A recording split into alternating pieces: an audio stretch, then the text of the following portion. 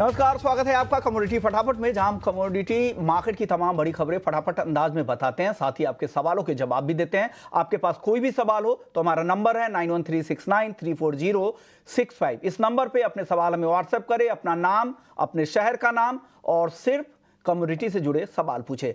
हमारे साथ दो मेहमान होंगे जो अब आगे आपके सवालों के जवाब देंगे। भूपेश शर्मा है, टेक्निकल एक्सपर्ट है बीकानेर से। भाविक पटेल हैं, ट्रेडबुल सिक्योरिटीज से, अहमदाबाद से। आप दोनों मेहमानों का बहुत बहुत शुक्रिया।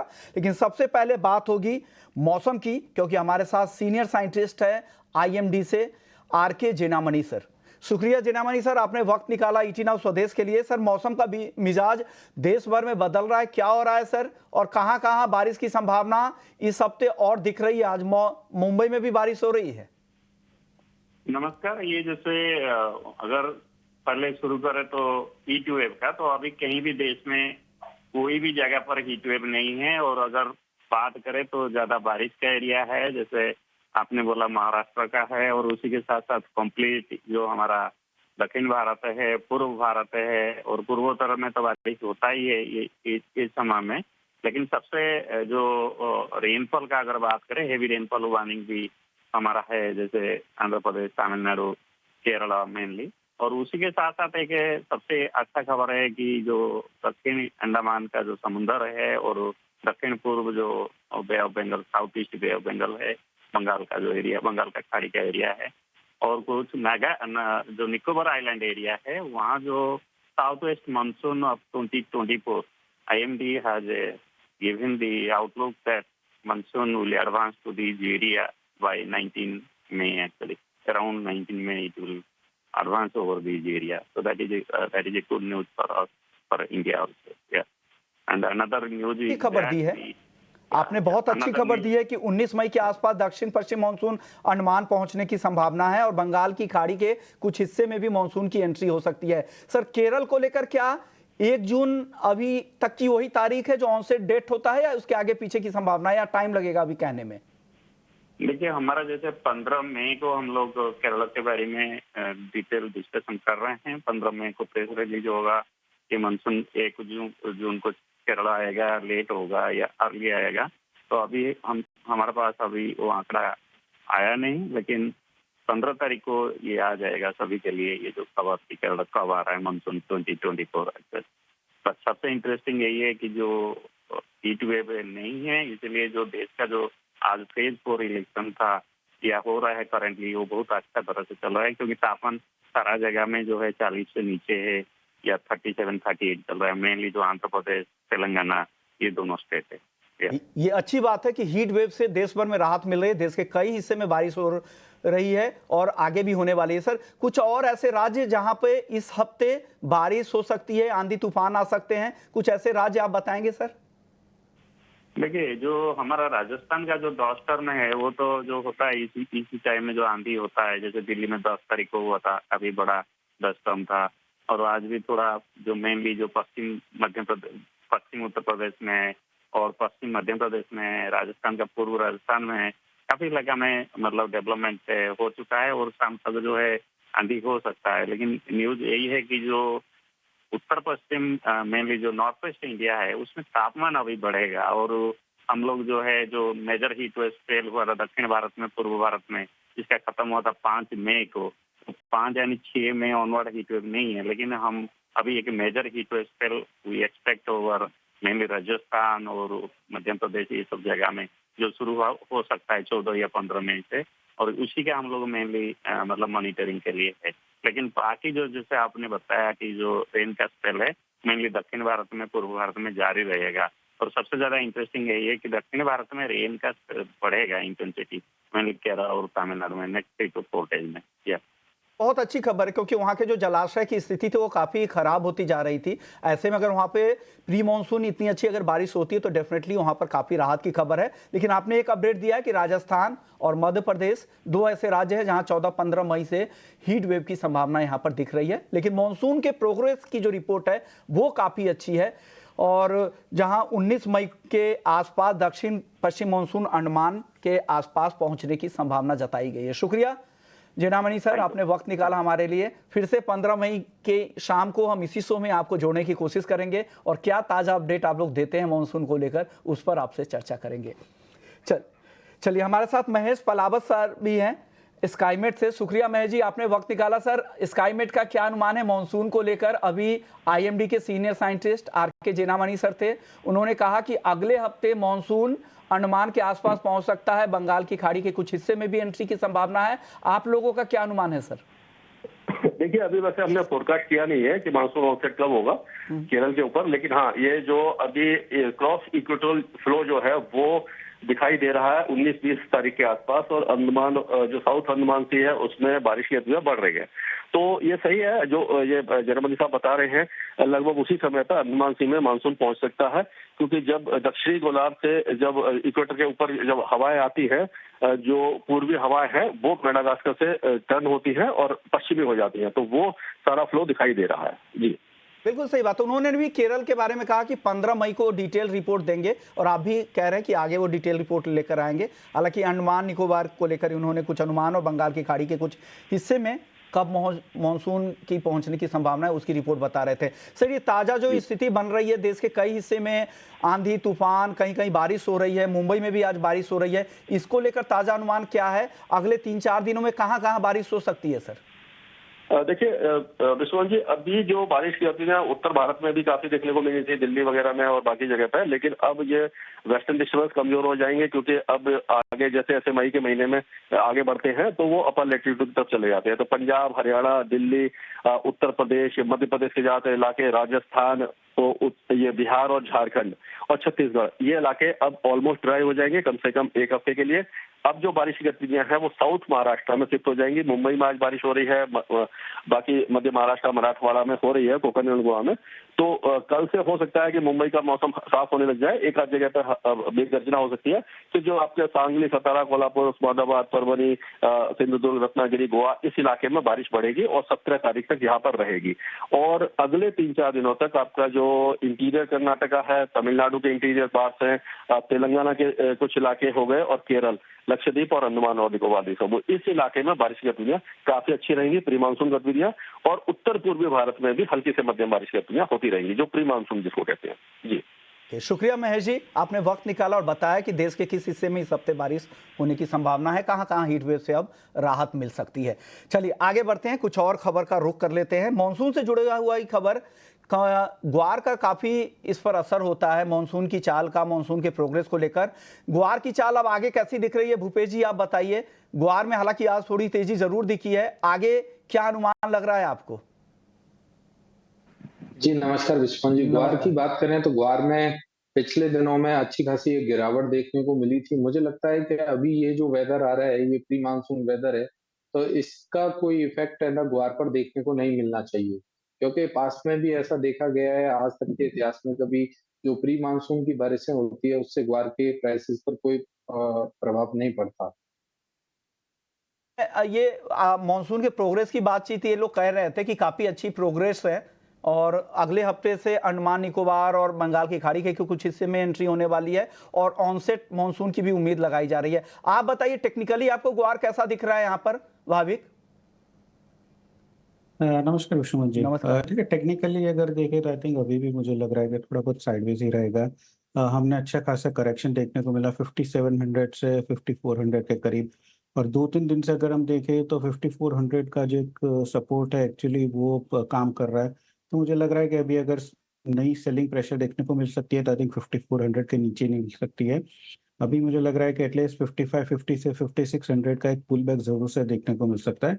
अगर किसी को भी पोजीशन लेनी है तो 5400 के स्टॉप लॉस से बाय कर सकते हैं। ऊपर लिमिटेड टारगेट रहेगा 56 से 5650 का। वो जीरे पर सवाल पूछना चाह रहे हैं। जीरे की चाल भी आज काफी मजबूत थी, उन्होंने नाम नहीं भेजा है। आप सभी दर्शकों से मैं आग्रह कर रहा हूं कि आप जब अपने सवाल भेजें तो अपने नाम, अपने शहर के नाम और कम्युनिटी के नाम भी जरूर भेजें, तीनों चीज, ताकि हमें सवाल लेने में आसानी हो। उनका सवाल जीरे था कि जीरे में क्या ये तेजी बरकरार रहेगी? भूपेश जी, क्या लग रहा है आपको? जून वायदा 4.25% ऊपर बंद हुआ है 27,350 पर, क्या लग रहा है ये तेजी कंटिन्यू होगी? जी बिल्कुल सर, जीरे में टेक्निकली अभी बाजार काफी बुलिश है और मुझे लगता है कि जीरे में ये जो तेजी है ये कंटिन्यू रहनी चाहिए। 26,500 26,000 के नीचे जब तक जीरा नहीं जाता तब तक इसमें बुलिशनेस कंटिन्यू रहेगी और इसका ट्रेंड मजबूत बना रहेगा। जहां कहीं भी डिप आती है वहां इसमें गिरावट पर खरीदारी करके ही व्यापार करना उचित रहेगा। मसालों पर आपकी राय क्या है भाविक जी? आज मसालों में हल्दी पर दबाव दिखा, 2.5% गिर गया। धनिया की बात करें तो हल्की कमजोरी दिखी, 7,250 के नीचे बंद हुआ है। और जीरे में अच्छी तेजी थी, मई वायदा 28,300 के ऊपर और जून का जो एक्टिव कॉन्ट्रैक्ट है वो 27,350 पर बंद हुआ है। अब क्या लग रहा है इन तीनों ही काउंटर पर आपकी राय क्या बन रही है भाविक? देखिए, सबसे पहले हल्दी की बात करें तो हल्दी में हमने नियरली 19,000 से थोड़ा सेलिंग प्रेशर देखने को मिला। अगर अभी मंडी में देखें तो अराइवल जो है वो पीक पे है और इतने हाई प्राइस पे अगर डिमांड देखें तो वो डिमांड थोड़ी कम है। हालांकि आगे जाके भी अगर देखें तो स्टॉक्स कम ही है, बट उसका फायदा अभी नहीं हो रहा है क्योंकि अभी इतना हाई प्राइस पर डिमांड कम रह रही है और स्टॉक्स आ रहा है मंडी में। तो मुझे लग रहा है ये जो करेक्शन है वो कंटिन्यू रहेगा 17,200 के करीब से 17,000 तक के। फिर वहां से मुझे लग रहा है थोड़ी बहुत स्टेबिलिटी आनी चाहिए। जीरा की बात करें तो जैसे हमने जीरा में भी बताया कि नीचे के प्राइसेस पे डिमांड कम थी, अभी डिमांड आ रही है। प्लस जो अराइवल्स है वो भी थोड़े कम थे, ये डिस्ट्रप्शन की वजह से, वोटिंग की वजह से। अभी आई थिंक थोड़ा थोड़ा शुरू हो चुका है, तो मुझे लग रहा है कि ये जो तेज़ी है वो एटलीस्ट 28,500 से 30,000 तक का देखने को मिल सकती है। और धनिया में मुझे लग रहा है कि धनिया में अभी भी तेज़ी हो सकती है, हालांकि अभी थोड़े अराइवल्स की वजह से प्रेशर बना हुआ है। बट 7,100 के करीब अगर आता है तो 7,000 के स्टॉप लॉस से बाय कर सकते हैं। ऊपर का टारगेट 7,400 का लग सकते हैं। तो मुझे धनिया और जीरा अभी भी तेजी लग रही है। हल्दी में थोड़ी गिरावट ज़रूर से रह सकती है। चलिए, मसालों के बाद अब सीधा नॉन एग्री मार्केट का रुख करते हैं, जहां पर गोल्ड में आज 1% तक की गिरावट दिख रही है। इंट्राडे में 72,000 रुपए के नीचे भी आया था, अब उसी के आसपास गोल्ड में कारोबार हो रहा है। भूपेश जी बताइए, गोल्ड में क्या हो रहा है, क्या करना चाहिए यहां से? जी सर, गोल्ड की बात करें तो मुझे लगता है इस हफ्ते में गोल्ड में अभी भी एक गिरावट देखी जा सकती है। करंट भाव 72,110 पर गोल्ड में बिकवाली करनी चाहिए। 72,350 के ऊपर का स्टॉप लॉस लगाएं। 71,500 और 71,100 तक के लक्ष्य संभावित रहेंगे। हो सकता है इसमें 71,700 तक के लक्ष्य शाम को मिले और बाकी के लक्ष्य हो सकता है अगले 2 या 3 ट्रेडिंग सेशन में देखने को मिले। ओके, तो ये व्यू आपका गोल्ड को लेकर है। और आपका गोल्ड को लेकर क्या व्यू बन रहा है भाविक, क्या करना चाहिए यहाँ पर? 72,000 के आसपास खरीदारी बनती है या वेट करे नीचे का? नहीं, आई थिंक वेट ही करना चाहिए। मुझे लग रहा है कि पुट ऑप्शन लेना चाहिए अराउंड 71,000 का, जो करीब 270 से 280 के बीच में अगर आए तो ले सकते हैं। 235 के स्टॉप लॉस से टारगेट 360 का रखना चाहिए, क्योंकि फ्राइडे के बाद आज के अगर देखें तो पूरी मुनाफे वसूली देखने को मिल रही है। और नेक्स्ट ट्रिगर जो आएगा वो वेडनेसडे को आएगा, यूएस के महंगाई के डेटा। आज के दिन 6:30 बजे फेड के मेंबर्स की भी स्पीच आने वाली है, तो थोड़ी बहुत वॉलेटिलिटी देखने को मिल सकती है। इसलिए 71,000 का जो पुट है 27 मई का, वो मैं रिकमेंड कर रहा हूँ। बट आज के दिन मुझे लग रहा है कि सोना जो है वो थोड़ा करेक्टिव मोड में ही रहेगा। तो सोना यहाँ पे पुट खरीदने की सलाह यहाँ पर दी जा रही है भाविक की तरफ से। चांदी में भाविक बताइए क्या लग रहा है आपको? चांदी हालांकि दिन के लोअर लेवल से अच्छी रिकवरी यहाँ पे दिख रही है, क्या तेजी अब बन जाएगी? क्या क्या लग रहा है, क्या करना चाहिए? आई थिंक चांदी मुझे आज बेहतर लग रही है। अगर सोने और चांदी में मुझे टॉप पिक करना है तो आई थिंक चांदी रहेगा। आज के दिन हम देख रहे हैं कि लगातार चांदी आउट परफॉर्म कर रही है और आई थिंक एक फैक्टर वो भी रहेगा कि बेस मेटल्स अगर देखें तो उसमें अच्छा खासी तेजी देखने को मिली है। तो आई थिंक वही रब ऑफ देखने को मिल रहा है चांदी में, जहाँ पे चांदी काफी स्ट्रांग लग रही है। तो मुझे लग रहा है कि चांदी में बाय करके ही चलना चाहिए आज के दिन, अराउंड 84,600 के करीब, 85,300 के टारगेट के लिए, और स्टॉप लॉस रख सकते हैं 84,200 का। चांदी पर आप क्या कह रहे हैं भूपेश जी, क्या करना चाहिए चांदी में आज? सर, चांदी की बात करें विश्वनाथ जी, तो चांदी में बाजार आज गोल्ड को आउट परफॉर्म करता हुआ दिख रहा है। इसके पीछे एक कारण मैं ये भी मानता हूँ कि कॉपर का बाजार की कोरिलेशन में चल रहा है पिछले काफी दिनों से चांदी। तो टेक्निकल बात करें तो 84,500 के नीचे अभी मुझे नहीं लगता कि चांदी जाना चाहिए। करंट भाव पर भी चांदी में खरीदारी कर सकते हैं, जिसका स्टॉप लॉस 84,500 के नीचे का रहेगा। 85,510 और 86,020 के लक्ष्य संभावित रहे। तो ये राय आपकी गोल्ड और सिल्वर को लेकर हो गई। अब कच्चे तेल की बात कर लेते हैं। कच्चा तेल अगर देखिए आप, तो दिन के लोअर लेवल से यहाँ पे अच्छी रिकवरी दिखी है, 65-50 के ऊपर एमसीएक्स पर भाव है। क्रूड में क्या रणनीति है भूपेश जी? सर, क्रूड का बाजार पिछले हफ्ते में एक अच्छी गिरावट देखने को मिली थी। मुझे लगता है कि अभी जो इस हफ्ते में देखने को मिलेगा वो एक सिर्फ पुल बैक देखने को मिल सकता है। 6,650 के आसपास कहीं भी क्रूड मिलता है तो इसमें बिकवाली करनी चाहिए। 6,750 के ऊपर के स्टॉप लॉस रहेंगे। नीचे में 6,510 और 6,450 के लक्ष्य संभावित हैं। अब बेस मेटल्स की चाल देखें, यहाँ पर अच्छी तेजी अब लौटी है। कॉपर, जिंक, एल्युमिनियम तीनों में अच्छी खरीदारी दिख रही है। भाविक, कुछ पसंद है आपको आज? जी, मुझे कॉपर अभी भी पसंद है। सारे बेस मेटल्स में अगर देखें तो सबसे स्ट्रांग अगर देखें तो कॉपर है। चाइना का जो मिक्स डेटा आया, पीएमआई थोड़ा कम होके आया, बट इन्फ्लेशन बढ़ के आया। बट आई थिंक वो भी कॉपर अगर देखें तो उसने it has taken with a STRIDE. और बीजिंग की तरफ से जो प्रॉपर्टी सेक्टर को बूस्ट करने के लिए स्टेप्स ले जा रहे हैं, तो मुझे लग रहा है कि वो भी जरूर से कॉपर के लिए पॉजिटिव रहेंगे। एलएमई में 2 साल के उपले स्तर पे ही कॉपर सस्टेन कर रहा है, तो मुझे लग रहा है कि जब तक टेक्निकली 845 के नीचे कॉपर नहीं जाता, तब तक बाय ऑन डिप्स की स्ट्रेटेजी रखनी चाहिए। आज के दिन भी अगर कॉपर थोड़ा भी नीचे मिलता है 871 के करीब, तो बाय कर सकते हैं 880 के टारगेट के लिए, और इंट्राडे स्टॉप लॉस रख सकते हैं 867 का।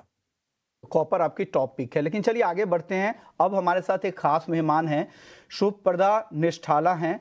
ऑनरेरी वाइस प्रेसिडेंट है AFSTI, association of food scientist and technologist India की।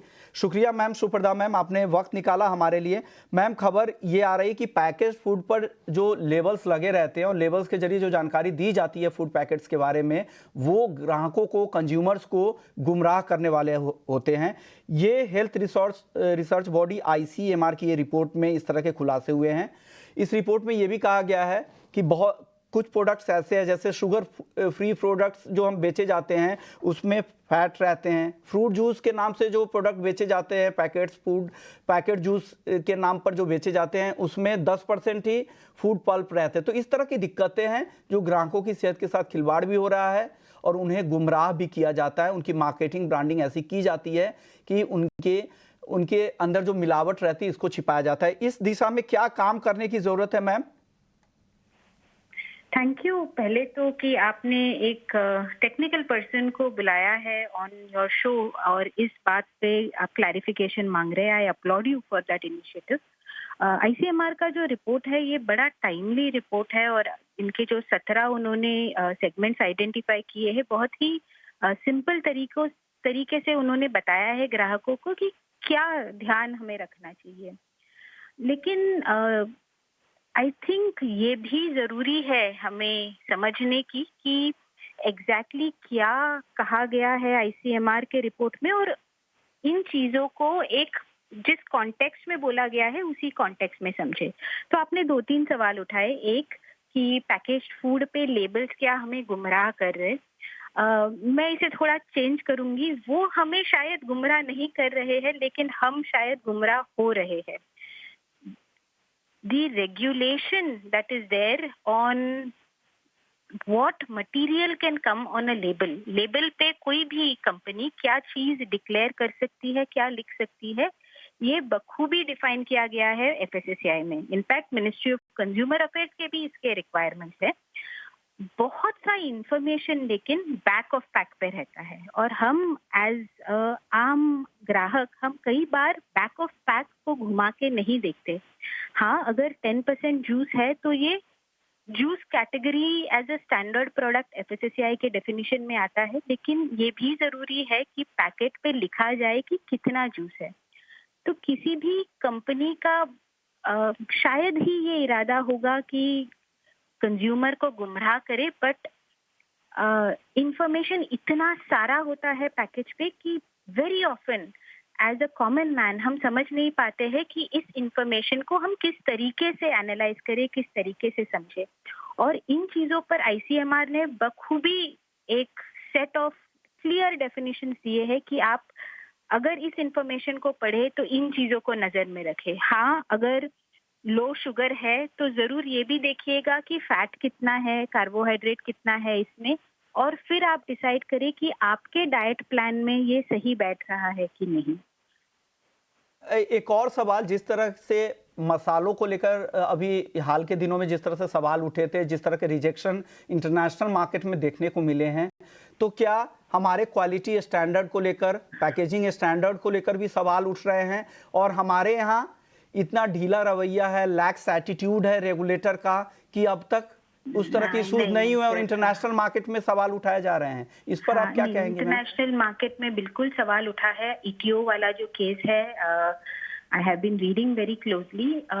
जब भी कोई एक रेगुलेशन बनता है, और भारत में भी इसका रेगुलेशन बना है, it is defined basis the requirement of that land.